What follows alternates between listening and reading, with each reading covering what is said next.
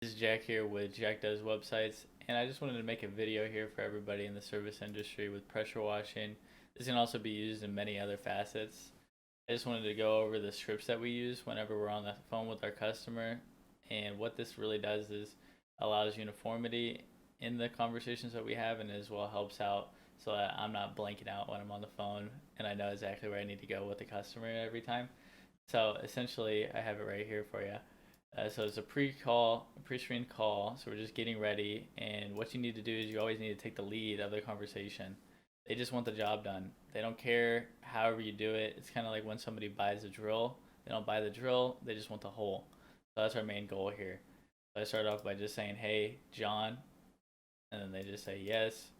And then you go with, "Hey, it's Jack here with Loud Brush Pressure Washing. I received your request. If we found them on our website through a form fill out, I try to go across whatever they said inside of that form just so they know who I am within a moment's notice. Or if they're just calling me up, I just am talking about them and saying, oh, hey, how's it going? What can we do for you here today? Oh, yes, I do need, the customer will say this, yes, I do need the pressure washing in the house. Okay, awesome. We can definitely complete that for you. If you don't mind, I'll just get a little bit of contact information. Sometimes you need this if it's on the form on the website. Usually you already have their email, their phone number, and their address, so it's no problem. But if you don't have their address already, this is when you're going to want to get it so you can pull it up on Google Maps just in case they end up being somewhere that's far away. So they're just going to say, okay, yep, they'll give you your phone number. You already have it. Sometimes if you're on Home Advisor, it's hard to get their phone number at that time, but just a good phone number to reach you at is usually what I try to go with. And also, if the information already, just to verify, sometimes people will put in not exactly what their information is just so that they can just get through the form. Some people don't want to give up so much information automatically, but whenever I usually get them on the phone, it's a lot easier at that point. So then this can go one, two ways. With all the COVID still going around, you can tell them if they're farther away from you. For instance, we travel maybe 45 minutes, 50 minutes max. But I want to make sure that somebody's qualified and interested in this service. So if they're 10 minutes away, I'm just going to go for the straight up in person estimate. Just go with it. It's no problem for me at that time. But if they're like 50 minutes away and they're not even sure, they're on the fence already about having the job done or not, I want to make sure that they are going to have the price and they're going to know what it will be approximately. So at that point, I'm going to already have their address. I'm going to be trying to pull it up on Google Maps at that time so I can see the size of the house. I can see the scope of the work they're wanting to done. But if they are very close to me, I'll just give them in person. So at that time, once you have their address, you know the services that they want. It's very easy. You automatically just go into saying, okay, you already need to know what times you have free yourself. If you can only do this on the weekends, then what you can just say is, hey, I'm busy. Hey, I have some other jobs going on. If you don't really want to work, that's what I sometimes say is just, hey, I'm already got some jobs lined up for Monday, Tuesday. I can't come through until Wednesday. It usually helps out. Also shows that you already have things going on with you. What people are kind of looking for, they're looking for a professional, of course, right? They don't want somebody who's just Ricky Tommy, as Aaron from Lean and Mean says. They want somebody who knows what they're doing and can get the ball rolling and go with it. So what I like to say is, hey, as well, I prefer to give estimates. This is for if they're close enough. I prefer to give estimates in person so that we're both in agreement for the job. This shows them that you're not just pulling numbers out of your ass and that you're actually going to look and have a personalized solution for their property, right? They want to feel like they're special. Everybody wants to feel like they're special in this life. So the goal is to make sure that we can go out there, we can meet them face to face. They know who we are, so they know what we are, and that we are a person. We're recommended, and that we do have the professionalism inside of us. It's not even a word, but so what I would like to say is at this point is, hey, I have some times available Monday at noon or 2 p.m. You want to be guiding the conversation, like I'm saying from the get. You always want to be guiding them. You don't want to say, well, what works well with you? No, if you're a busy person and you already have enough jobs lined up, you know when you need to be free and when you're not going to be free. So they'll say Monday at noon works great. Awesome. See you then. I'll send you a text before to let you know that I'm on the way. And as like a kind of bonus here for that. So that's basically the script. You want to make it, you want to internalize it. If you do it enough times, it'll just become second nature for you. It's just like you already have it. And then so once we do that, we text them, we let them know we're on the way, maybe 10, 15 minutes. Usually I let them know before I even get in the car because you don't want to be texting and driving, of course. So I just let them know, hey, I'm going to be about 15 minutes out. I'll meet you at the designated time at noon. Okay? and then at their place. Usually on these texts, I like to address myself as well. Say, hey, John, this is Jack here with Loud Bros Pressure Washing. I'm going to be arriving in about 15 minutes. See you at noon. And I've never had an issue with it at that point. So once you're at their place, introduction with each other. If they go for it, I like to shake people's hands during this COVID time. Some people don't like to shake hands. I just kind of go with the flow, whatever they're doing. Make sure that you're always presenting yourself well. You don't want your hands in your pocket. You don't want to look like you're scared. You don't want to have closed off body language. People can tell that. They can sense that. You want to just come up straight, confident. You want to shake their hand if they are cool with it. You want to look them in the eyes.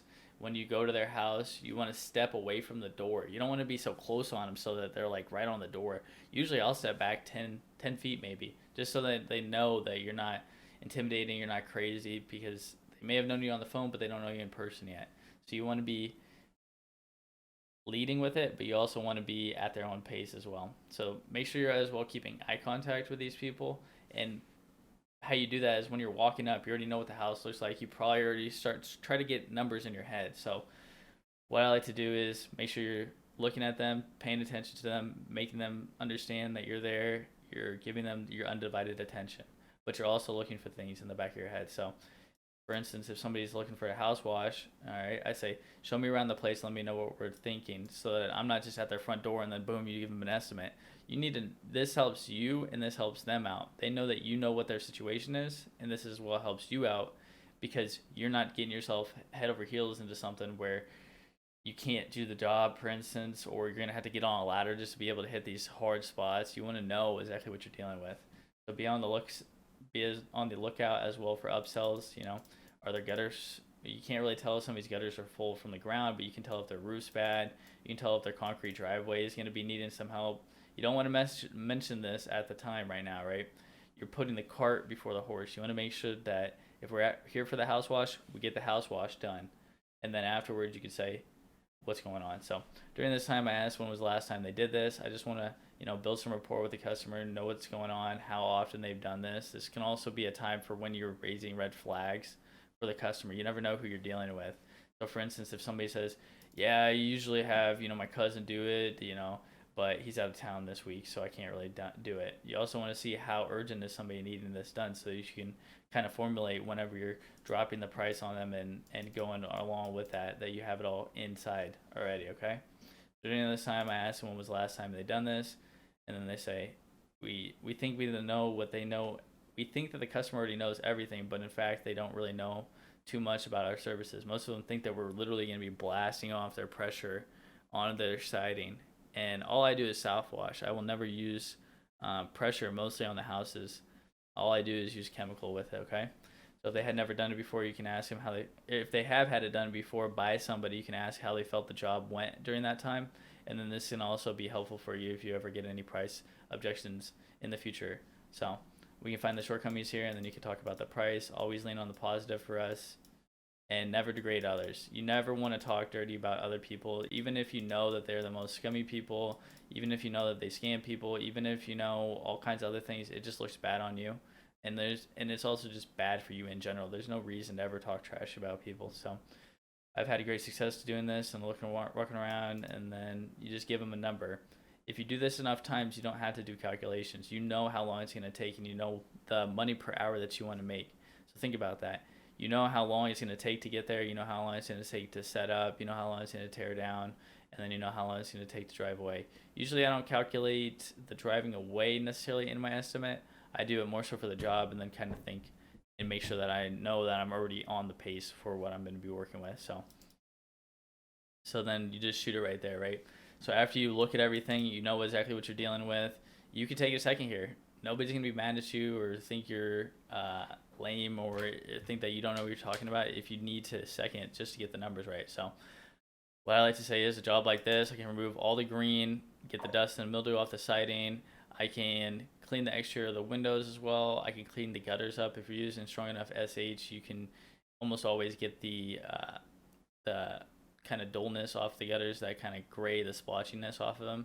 And then they just want the benefits as well, not just a number. They want to know what's going to be completed, and it must be said with conviction and confidence. So you can't be looking at the ground. You can't be You can't be afraid to ask for these numbers, because if you're providing a professional service and they're going to be getting the solution that they want, and it's going to be done the first time. It's so funny for me, but a lot of the times most of these people don't even answer their phones, so you're already a step ahead of way more than a lot of people. So then that's all good in that time. But then if you ever receive any pushback, we can lead into the past guy. For instance, they say, yeah, well, the last guy, he did it for 200. But then while you're talking with them, they're like, well, he didn't really clean up the whole house. He didn't do this. He didn't do that. He didn't get this straight. Then these little things, and you say, I know you had this done before, and they had quoted for you for the 200 price, but you did say that they were lacking in certain areas. They didn't take care of your things. They burned up one of your plants. We can guarantee that the job will be done correctly the first time, and that reflects in the price. That helps them out. That assuages a lot of their fear that they have inside of this too. And a smooth upsell, after you have agreed upon it, you can just talk about, I'd like to provide the services, and I want to show all the services that I can provide to somebody while I'm here. So then you can say, what would you like to do with the concrete driveway? I can get it brighter and shined up a lot. And you just want to be quiet. You don't even want to tell them the price at the time. You don't even say, yeah, I can do all this. You don't want to be quick with it. In your head, these are just bonuses right here, right? So this can cover your price of your SH. This can do a lot of things. You're not always going to get it, but the more you do it, the higher percentage you're going to get it. Probably 50% is a good ratio to have. It's not going to be crazy, but the first one to talk loses. They will often say, well, how much is it? That's how you know they're a little bit into it already. That's how you can tell they're going to be wanting to do it. And then you can talk about, people love to bundle things together. So, well, since I'm here, I can bundle it all together. This would usually go for like, okay, so you got a 2-car. You usually say, oh, this can go for 200. But if you want to bundle them all together, I can do the 250, and then I can do the 150. It'll be 400 instead of 450. You want to really paint out the picture, and they want to know, because some people aren't so quick with math in their head. You want to make sure that they know the savings and the value that they're going to be getting out of this. And if you can't go with it, it's like, well, I said 50. It's really hard to say. Sometimes it's 50, sometimes it's 80. But there's no need to pressure anybody. The upsell is also always the easiest. After you sell somebody, the second sell is the easiest. As a nice analogy. But people in the mall are never just having one bag in their hand. They always have multiple bags in their hand.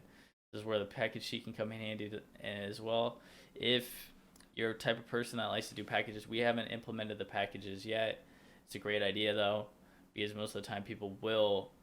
So they already are in the frame of, I need to go with one of these services, and oftentimes they like to choose the middle one on there. So that's another way to get an upsell. I personally like to do just most of the stuff face to face, get it across, go with it. If they don't end up going with it, you can throw them with a package sheet afterwards. It really just depends on how you want to flow with it. So then afterwards, you get the job, going above and beyond like you always do, job complete, walk around, make sure that they're impressed with it. At this time, if they didn't go with the upsell, then you can just say, hey, if you ever wanted to do this in the future, then it'll be the recreational price. It'll be like the 200 for the driveway right there. That at that time, then they'll be like, well, you're already here. You already have all this stuff out. Maybe we could just go with it right now. That helps out a lot with it too. Again, if it doesn't go, don't get upset about it. Don't be mad. Don't even act phased about it. It's going to happen or it's not going to happen. You never know what kind of money situation they're dealing with, and you never know if they really see the value in it. You always do want to try to bring across the value of what you're talking about, though. So, for instance, in the driveway, you could say, yeah, we're going to get these marks out. Hey, we can get these oil spots up a lot, too, as well, and it'll have a nice, uniform, bright color to it, okay? You really want to paint the picture for a lot of customers. All right, so then, and as well, while you're doing this, while you're seeing if they're impressed with the job, never put your equipment up, because you never know if they're going to be wanting to do it right then and there. And at that time, too, you could just say, hey, I have all my equipment out here. I could do it right now if you'd like. And then silence. You just don't want to say anything afterwards. You'll be all good. So then you collect the payment. We are so happy that you're able to clean up your house. We recommend at least having this done semi-annually or annually to maintain how amazing this looks. Ask for the email right there if you don't already have it.